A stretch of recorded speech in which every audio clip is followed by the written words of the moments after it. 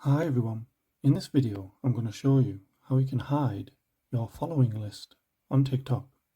So if you find this video helpful, please give it a like and make sure you subscribe for more useful tutorials.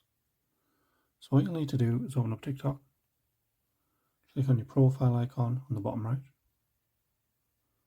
then click on the three lines on the top right, then go to settings and privacy at the bottom.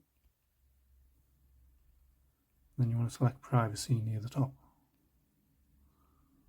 Once you're on here, just scroll down and you should see following list. So you just want to click on that and you just want to change it to only you.